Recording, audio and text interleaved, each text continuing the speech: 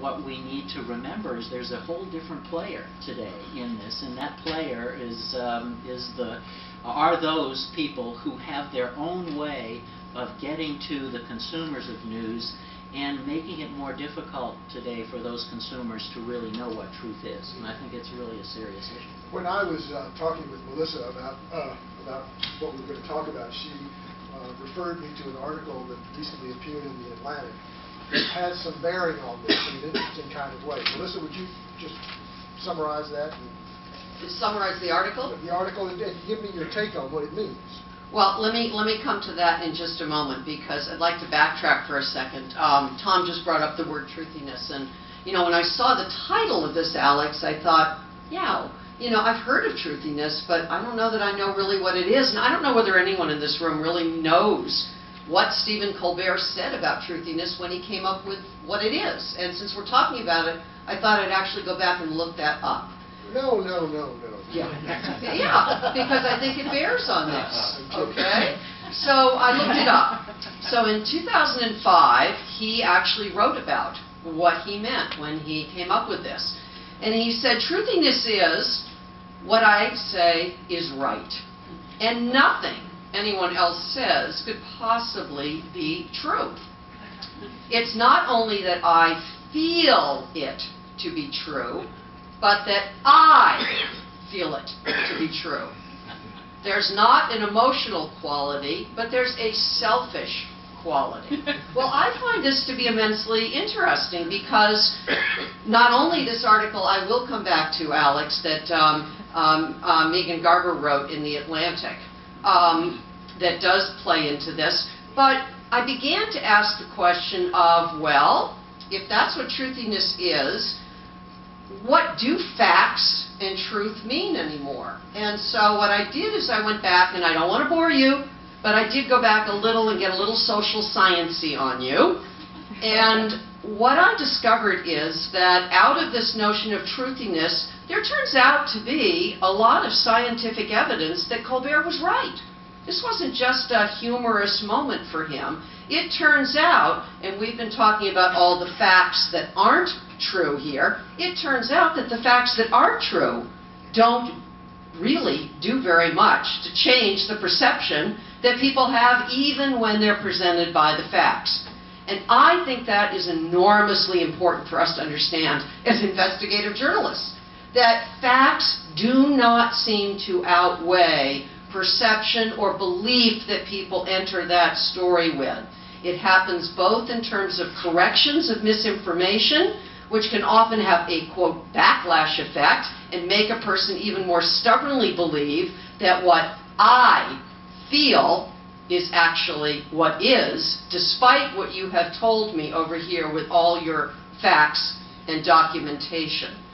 And it turns out, and again, here's where the science plays into this, that a book called Thinking Fast and Slow, Daniel Kalman's book, he finds out that we have, in Dr. Seuss, there's Cat 1 and Cat 2 or whatever, or what do they call them? The thing 1 and 2. Turns out that our brain has a thing 1 and 2. It has a system 1 and a system 2. And it turns out system 1 is the one that's rapid and emotional. Plays into our beliefs, plays into what we already think, we feel and know, the perception. System 2 takes a little longer to get going. It takes a lot longer to get pumped up and get us really focused on that. System 2 is where we have our rational thought, where we're able to absorb facts. So what happens is that Colbert is exactly right. The science that they've been able to do, looking inside brains, etc., doing all these studies, tells us that it is very difficult for the real facts, not the made-up facts, but the real facts to overweigh belief, perception, and what we come into in terms of our belief. I can get into that more, but I was encouraged by Megan Garber's piece, and that's in The Atlantic, and that's why I shared it with Alex. And that piece, she makes the argument, and this was really important for me to get because I write really boring tweets. I am not one of those people who comes to quips easily. So the headline caught my attention. Why the world's most perfect news tweet is kind of boring. What she wrote about, and I just encourage you to all go read it, but she realized that with algorithms now, they can tell you before you've written your story, not after, which stories and for what reason will be shared and will be popular. And it turns out, yes, if you put Lady Gaga in it, it's more likely to be hit. But if you write a really boring headline about Lady Gaga, you'll end up having the same experience as you do with thinking up that really wonderful quip that you're going to put in the 140. Okay, bottom line, and I think that's what you want me to get to, it turns out here, and this is the encouraging word, that in news sharing now, in this long study that she talks about, trust is more important than emotion. That is a really fundamental idea that I loved about this piece I wanted to share with you, because despite everything I've said about perception, emotion, the brain, etc., where we end up coming down in the end is that trust in the brand or in the person becomes the thing that matters. The argument that she was making, if I may, also enlarge, paraphrase, is that in this environment we're living in, the brands of established news organizations are even more powerful in this specific respect, that it makes them more likely to be shared from tweeted material. However, if you read this article carefully, it also says something else. It says, this is for people for whom news is important. That's right.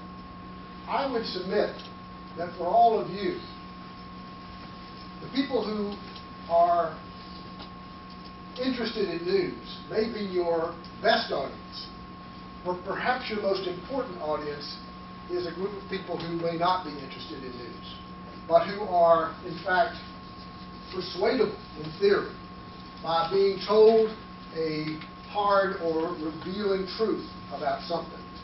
Robbie Robinson's sitting in the back. I think any of you who were here, a few years ago on that Sunday morning, when the front page of the Boston Globe started telling the people of Boston the truth about the Catholic Church in Boston, we'll never forget it. It was a very, very unpopular and unwelcome truth. Mm-hmm. It was a truth that, though, could not be denied.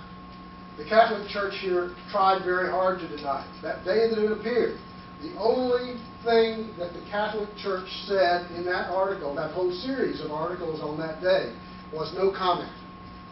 Well, that couldn't stand against the weight of the investigation that the Boston Globe launched. The point I'm trying to make is that the reason I think these things are important for investigative reporters is because I think that is the audience that is really your best and most important audience. The audience that thinks something that isn't true. The audience that's been watching these military officers on television, and when they found out what was really going on, they changed their mind about something, at least in a theoretical way. Now, something that is different now, I think, is emblemized by the front page of the New York Times Sunday Book Review in February. Some of you may have seen it. The front page was devoted to a book that is effectively a dialogue between a man who basically says, I am utterly unbound by factuality in doing the reporting and writing and the essay writing that I do. Although he calls it nonfiction, he basically says it doesn't matter. He changes the names of people because he thinks another name flows better with the article. He changes the facts. He rearranges. And he does it, as far as he is concerned, utterly within the boundaries of what he has set himself to do, which is to tell a capital T truth. In this case, it was about a man who committed suicide by jumping off a building in Las Vegas. Well, a man did jump off a building in Las Vegas, but it was almost nothing like what he described. But he was trying to get at a larger truth, he said, about Las Vegas, about life, about the vagaries of death and suicide. Now, my concern is not that someone would do something and write about it and make a sort of a dialogue about the value of it. The book is a dialogue between the fact checker for the magazine that he was trying to get this published through and him. Well, that turns out to be false, too. they actually, as opposed to the way it presents, which is a series of letters back and forth, they made that up. Basically, he and the fact checker, there was a fact checker, but it didn't happen the way they presented it, even though they were presenting this story about calculated falsehood as the truth about calculated falsehood. You see what I mean? I guess the point that I'm trying to make is that the disturbing part to me was a follow-up article the New York Times did about a public gathering that these guys were speaking at. And it quoted a young woman waiting to get in who said to her friend, "It's all fiction anyway." In my class at Harvard this year, I engaged my students about this subject and about how they reacted to it, how they reacted also to Mike Daisy's story about Apple doing terrible things to workers in China, but Mike Daisy actually presenting it as a factual piece of reportage when in fact it was not. And to my considerable surprise, I guess, and chagrin, for many of them, it really didn't seem to matter. They didn't dispute the fact that the facts had been altered. They basically were more concerned with the capital T truth. My argument and my concern, and the reason that I wanted to have this conversation today, is that if that is a sort of cultural shift, especially a generational shift, where is that going to leave people who make their living going to a great deal of trouble to find out facts so they can change people's minds? If it is broadly perceived that it's all fiction, that means that you guys are fiction writers too, as far as these folks are concerned, or certainly you're no better than those other people. Now, is there anything to be done about this? David. So, first of all, before I go jump off a bridge myself, I mean, first of all, I definitely feel what I'm up against, more so than I felt early in my career. I feel the mountain of skepticism that is out there, and it absolutely affects every single thing that I do in reporting a story and in writing a story. I think intensely, more so than I did early in my career, about how do I make this piece as clear as I can. How do I make it clear that this is the truth, that I have this nailed, that I'm not just making this up? And I think that because we've all come across this, I think, this very thing that we're talking about, this skepticism. I mean, I know especially when you're from the New York Times and you knock on a door in red state America, there's often a kind of this moment of, should we shoot him or should we let him in? And you really feel that.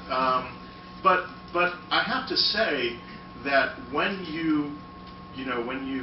it's not just even in the writing of the story, but in the reporting of the story, when you have this focus on how do I, first of all, in the reporting, conduct myself in a way that is completely unquestionable, always clinging to the sort of the moral high ground in the way I go about reporting a story, so that, because that's an easy way to discredit our work if you take shortcuts along the way. But I find that when you really pour your heart and soul into trying to make a story feel and read like it's completely nailed down, it actually does cut through. It hits that number two thinking system in some way. And you can actually, when you write these stories, number two, in the way the world reacts to it, in the way the world, I work on these long projects that take many months to do, and then, one day, hopefully, they are on the front page of the New York Times, and it's like, giving birth to a child. I think all of us have probably had that experience in doing projects. You give birth to a child, and then you send a child out into the world and see what's the world going to do to it. You know when that child is is really making a difference in hitting that. So I'm not quite as despairing, I think, at our ability to still make a difference with our work and help people understand the world in a new way as it is. I just feel like, we're up against such a much bigger challenge than we were, 15 years ago when, oh, well, it's on the front page of the New York Times, it must be true. Like, that doesn't exist anymore. Well, as Tom said, what you are up against now, even with the most rigor, is the likelihood that there will be an attack on your credibility, right, the credibility of your work, yes, that may or may not be rooted in facts. It right, may be simply, as you were describing, Tom, I mean, there's nothing to say that the blogosphere is not capable of launching a discrediting effort that is utterly dishonest and effective. You have to expect that. Oh, I was left a little unclear. Are you saying, Tom, now that there is some uncertainty about whether the document that Dan Rather held up was or was not a forgery? Well, I'm not an expert in this, but I do think there is uncertainty about that. Yeah, that. So maybe Dan Rather was done an injustice by a counterattack by the Bush administration? Well, Dan Rather certainly believes that. To this day, he believes that, but he believes it without some reason to believe it. Apparently, the initial attack on that document was that it could not have been produced, as they posted the documents, by the way, online.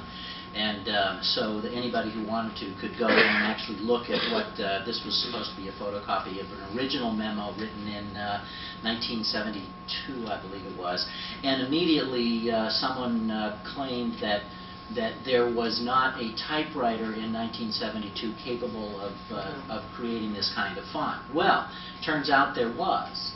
And that IBM had made them and that they were available there. So, but that information didn't catch up with the blogosphere for quite a while, and in fact was then overwhelmed by what appeared to be the overall public consensus that Dan Rather had screwed it up.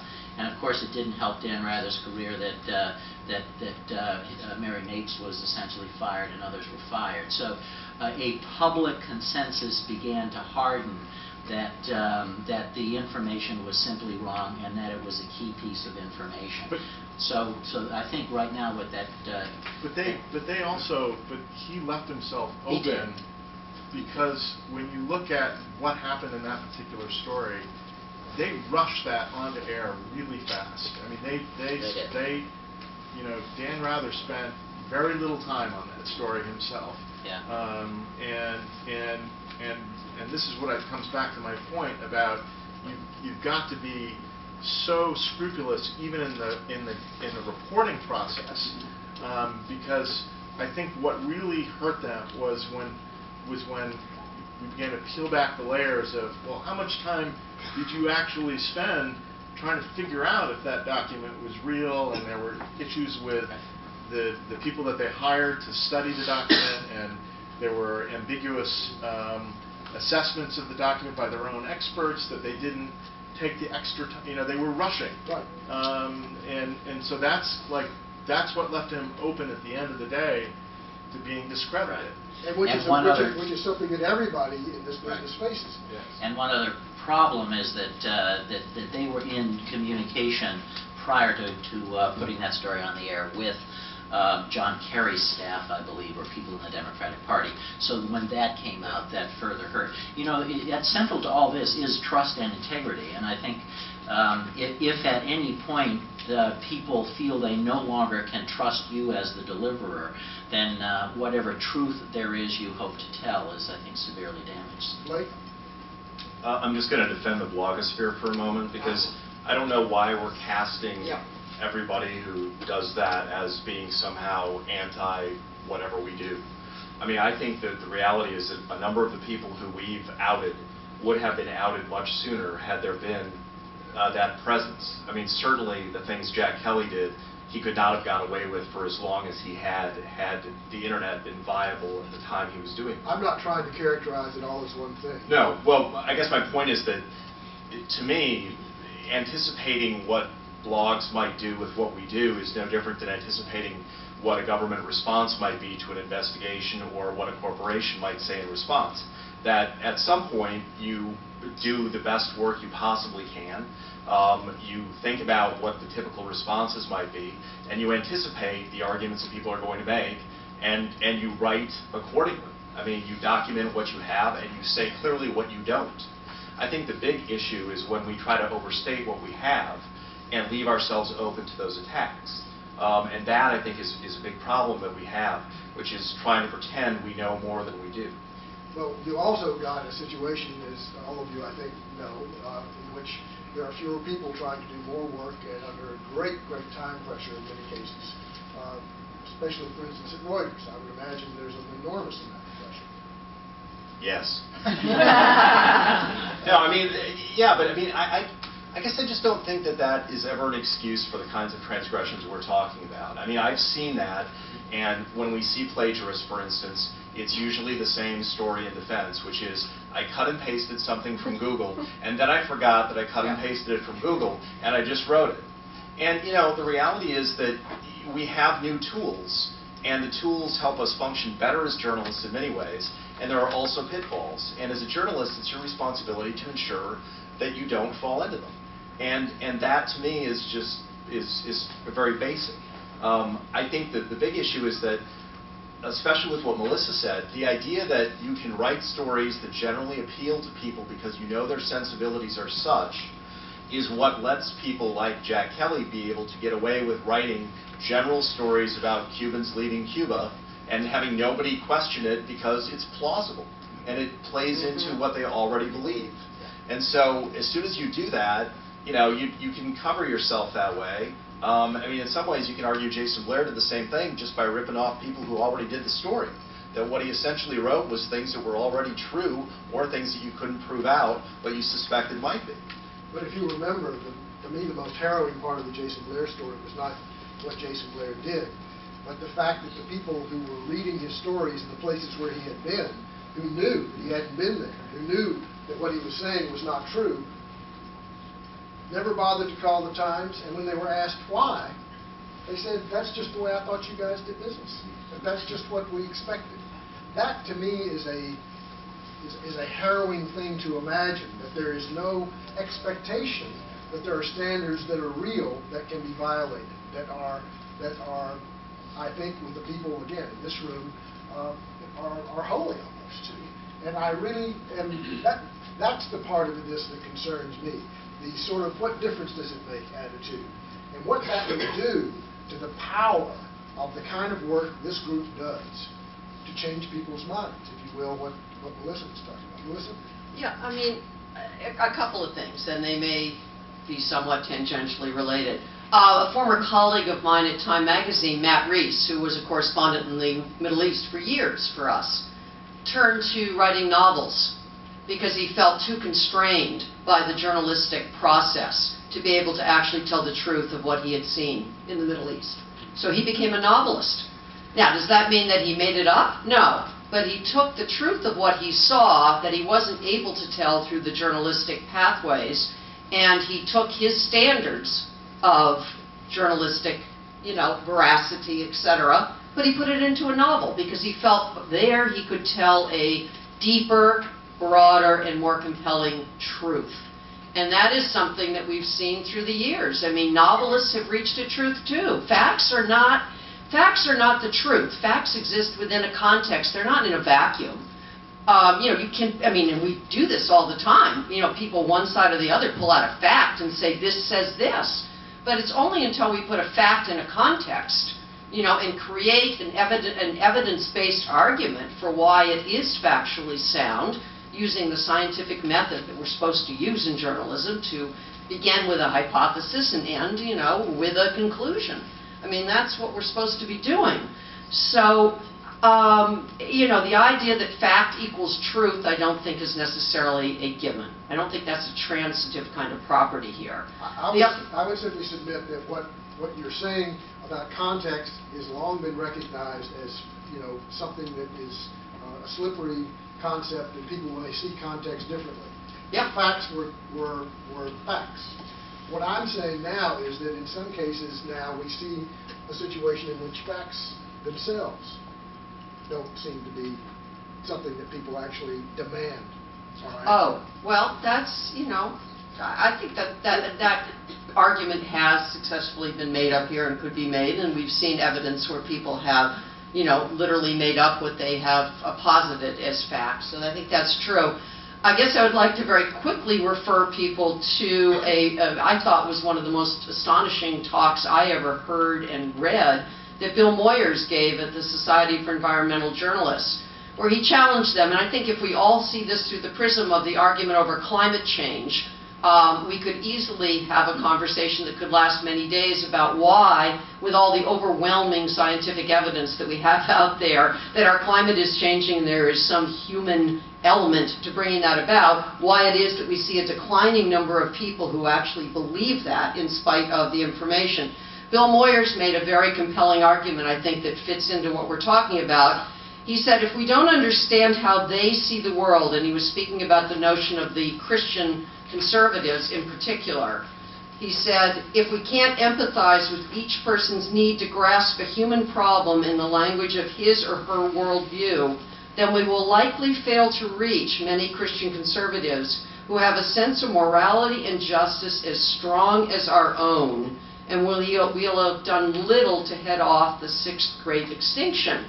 But that he was saying, and he was urging journalists to think about using the parables or the metaphors of language that are familiar and feel comfortable to people who are trying to take in this information in a way that fits their worldview. He's not arguing that you should change your method of getting the facts, that you should change your way of verifying what you know. He is only making the argument that you have to be aware that if you're going to have those facts penetrate, you have to start thinking in ways that will give it a context in which people will be more inclined to overrule thing one and get to thing two. If you lose them at thing one, you have lost them, and you're not going to get to thing two.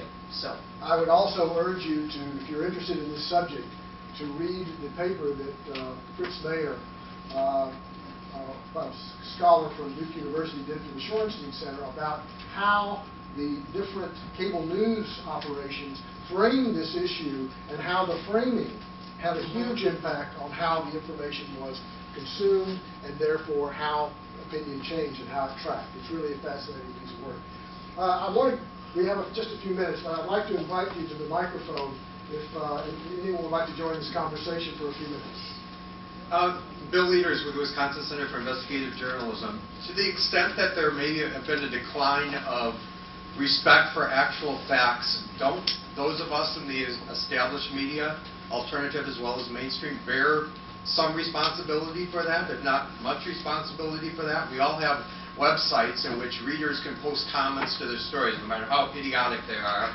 We say that what they believe is just as important as what we report. We invite them to join the conversation. We get attacked and we try to understand the point of the person making the attack rather than pointing out that oftentimes they don't know what they're talking about. I mean, shouldn't an insistence that facts matter start with us, and shouldn't it involve rebuking some of the things that we allow people to say about our own work? Tom?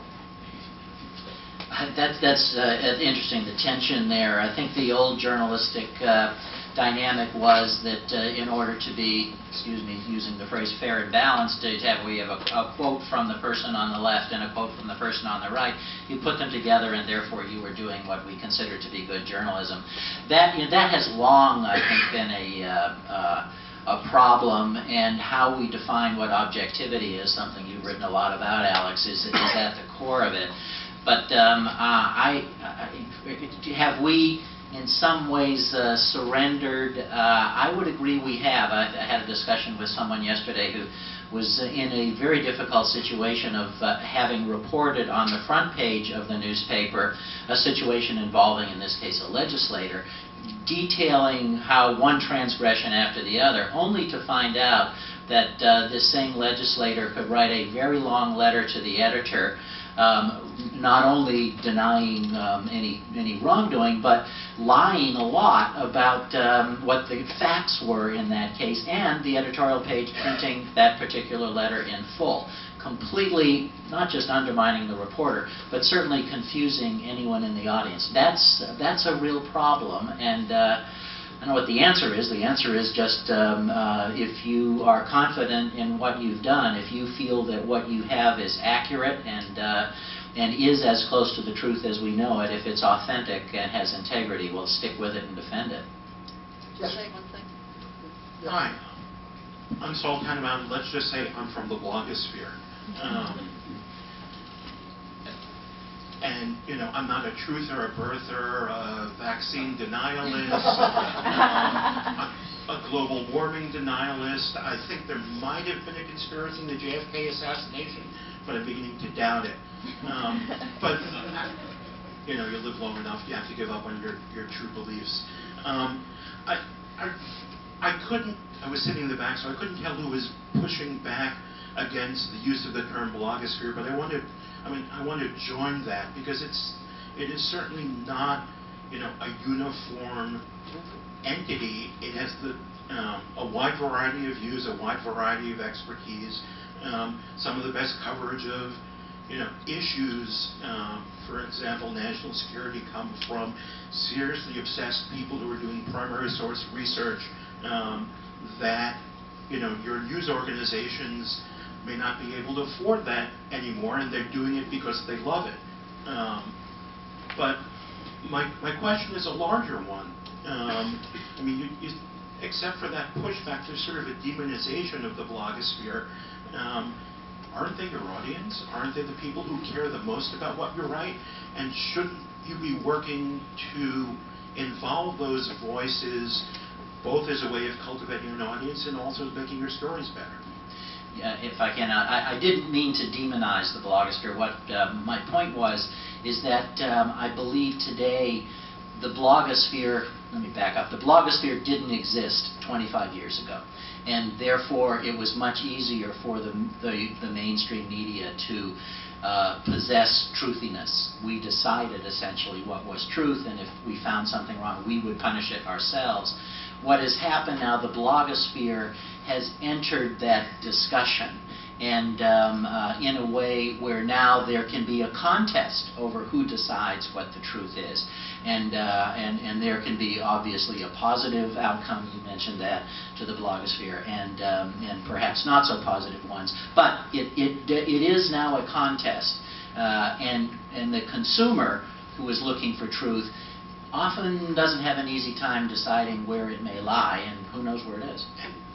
Just to push back quickly, I mean, there's always been a contest. I mean, I brought up the JFK assassination as a, you know, specific example. I mean, that, you know, there wasn't a blogosphere back then, but there was a, you know, very active grassroots research effort that was challenging the official truth, that was government documents and put in, you know, put in newspapers, or for that matter, the Pentagon papers in the Vietnam War. I mean, it's always been thus. It's just that it's been democratized, and failing to recognize that, I think, makes the reporting effort poor. Okay. Yes, sir. Evan Weiluch, Arizona Capital Times. To the discussion about facts and context, recently I and another reporter were having a sit-down interview with the Speaker of the House in Arizona, and we were reviewing the recent legislative session, and we were talking about a lot of things. He's notorious for slamming the media, and so the question came up, how can the media do a better job, in your opinion? They're so critical all the time. And he gave an example. He said, well, the Democrats in Arizona recently voted no on the budget.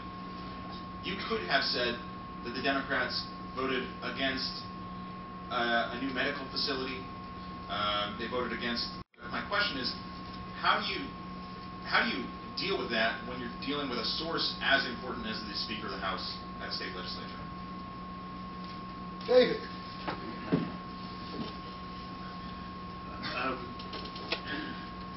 You know, I keep thinking about, I do feel like it's on us. You know, it's on us in the biggest way to to be absolutely relentless in trying to uphold these ideas of truth and fairness and context and all the rest. And I think a lot. The point that Blake made about allowing as much as you can the gray into stories, allowing and not driving beyond your headlights in a story.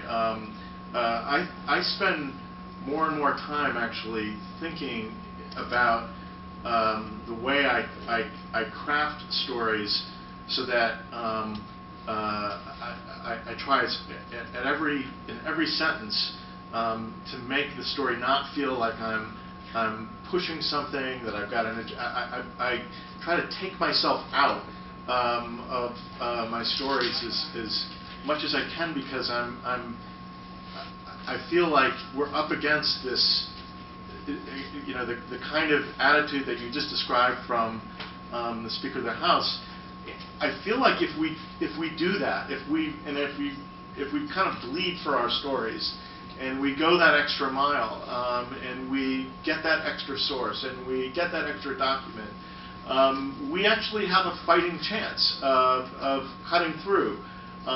But the problem that I see it is not like it's not like an attitudinal problem on the people who work with my colleagues in journalism. I mean, the problem that we have is that we're up against a business that's demanding more and more and more in less and less time, and in shorter and shorter space. So there are a lot of institutional demands about the business that actually run directly counter to the effort that we need to make and the writing that we need to write in order to overcome this deep cynicism that's out there about our work. And that's the sort of the nut here, and it's very, very tough. And to figure out how do we do the extra stuff that we need to do and bleed for our stories to make them credible and to make them cut through, when